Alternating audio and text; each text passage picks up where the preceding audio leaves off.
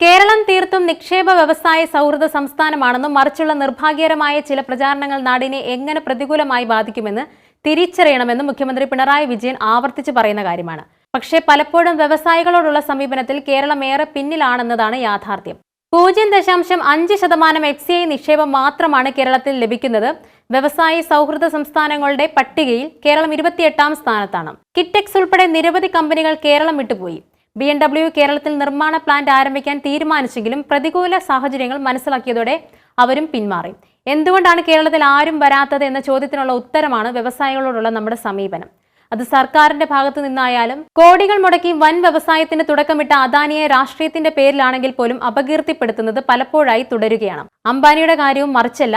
ഇവരൊക്കെ രാജ്യത്തെ വമ്പന്മാരാണെങ്കിൽ സംസ്ഥാനത്ത് കോടികൾ മുടക്കി വ്യവസായം തുടങ്ങി പ്രശസ്തി നേടിയ മലയാളികൾക്ക് നേരെയുള്ള സമീപനവും വ്യത്യസ്തമല്ലെന്നതാണ് ഇന്ന് നടക്കുന്ന ഓരോ സംഭവങ്ങളിലൂടെയും വ്യക്തമാവുന്നത്. മാങ്ങയുള്ള മാവിലെ കല്ലെറിയൂ എന്നൊരു ചൊല്ലുണ്ട്. അതുതന്നെയാണ് ഇപ്പോൾ നടക്കുന്നത്. എന്തിന്റെ പേരിലാണെങ്കിലും വിവാദങ്ങളിലൂടെ വ്യവസായികളെ ലക്ഷ്യം വെക്കുമ്പോൾ തളരുന്നത് അവർ വിത്തുപാകി പടർത്തിയ വ്യവസായ സംരംഭങ്ങളാണ്. ബോബി ചെമ്മണ്ണൂരിന്റെ കാര്യം തന്നെ എടുക്കാം. സ്ത്രീത്വത്തെ അപമാനിച്ചു എന്ന പരാതിയെ തുടർന്നാണ് ബോബി ചെമ്മണ്ണൂരിനെതിരെ ഇപ്പോൾ നിയമ നടപടി സ്വീകരിക്കുന്നത്. അദ്ദേഹം പറഞ്ഞതും ചെയ്തതുമായ കാര്യങ്ങൾ കോടതി പരിശോധിക്കട്ടെ, ശിക്ഷാ നടപടികൾ സ്വീകരിക്കട്ടെ, അത് നിയമത്തിന്റെ വഴി. എന്നാൽ ഈ ഒറ്റ വിഷയത്തിന്റെ പേരിൽ അദ്ദേഹം ഇത്രയും കാലം ചെയ്ത നല്ല കാര്യങ്ങളെല്ലാം കേരളം മറന്നുപോകുന്നു.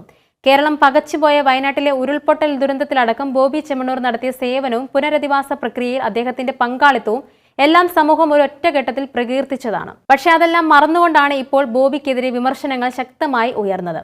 ഒരു വിഷയത്തിന്റെ പേരിൽ ഒരു വ്യവസായിയെ കൂട്ടമായി സമൂഹ മാധ്യമത്തിലൂടെ അല്ലാതെയും ആക്രമിക്കുമ്പോൾ അവിടെ തളർന്നു പോകുന്നത് ആ വ്യവസായി മാത്രമല്ല, അദ്ദേഹത്തിന്റെ വ്യവസായവും തളരുകയാണ്.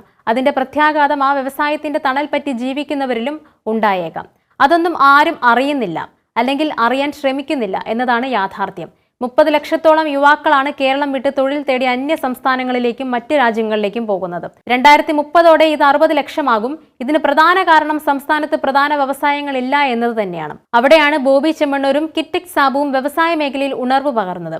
എന്നാൽ കിറ്റെക്സ് സാബു വ്യവസായം അന്യ സംസ്ഥാനത്തേക്ക് പറിച്ചു നട്ടപ്പോൾ എത്ര പേർക്ക് തൊഴിൽ നഷ്ടപ്പെട്ടു എന്ന കണക്ക് വ്യവസായ വകുപ്പിനെങ്കിലും ഉണ്ടാകും. മലയാള സിനിമാ മേഖലയിൽ ഒരു വിവാദമുയർന്നപ്പോൾ അത് ആ മേഖലയെ തളർത്തി എന്നത് സത്യം തന്നെയാണ്. ഒരു വിവാദത്തിന്റെ പേരിൽ അമ്മ എന്ന താരസംഘടനയിലെ ഭാരവാഹികളെയും അംഗങ്ങളെയും കൂട്ടായി അധിക്ഷേപിക്കുകയും സമൂഹ മാധ്യമത്തിലൂടെ അപകീർത്തിപ്പെടുത്തുകയും ചെയ്യുന്ന തരത്തിലുള്ള നടപടികളാണ് ഇവിടെ കണ്ടത്. അത് സിനിമാ മേഖലയെ തളർത്തുമ്പോൾ ആ മേഖലയെ മാത്രം ആശ്രയിച്ചു കഴിയുന്ന വലിയൊരു വിഭാഗത്തെ പട്ടിണിയിലാക്കാൻ മാത്രമേ ഉപകരിക്കൂ. അതുതന്നെയാണ് ഇന്നില്ലെങ്കിൽ നാളെ കേരളത്തിൽ ഏതൊരു വ്യവസായ മേഖലയിലും സംഭവിക്കാൻ പോകുന്നത്. രാഷ്ട്രീയ നേതാക്കൾ വിവാദത്തിൽ പെടുമ്പോൾ സംരക്ഷിക്കാൻ രാഷ്ട്രീയ പാർട്ടിയുടെ എല്ലാ ഘടകങ്ങളും കൂട്ടായി ഉണ്ടാകും. എന്നാൽ മറ്റാർക്കും ഈ ആനുകൂല്യം കിട്ടുന്നില്ല എന്നതാണ് യാഥാർത്ഥ്യം. ചെയ്ത തെറ്റിന് ശിക്ഷ ലഭിക്കുക തന്നെ വേണം. എന്നാൽ അതിന്റെ പേരിൽ ഒറ്റപ്പെടുത്തി ആക്രമിക്കുന്ന രീതി ഒഴിവാക്കുന്നത് അഭികാമ്യം. അത് ബോബി ചെമ്മണ്ണൂരിന്റെ കാര്യത്തിലാണെങ്കിലും മറ്റേതൊരു വ്യവസായിക്കാണെങ്കിലും അവരുടെ സ്ഥാപനങ്ങളിൽ ജോലി ചെയ്യുന്ന ആയിരങ്ങളുടെ കാര്യം മറക്കരുത്.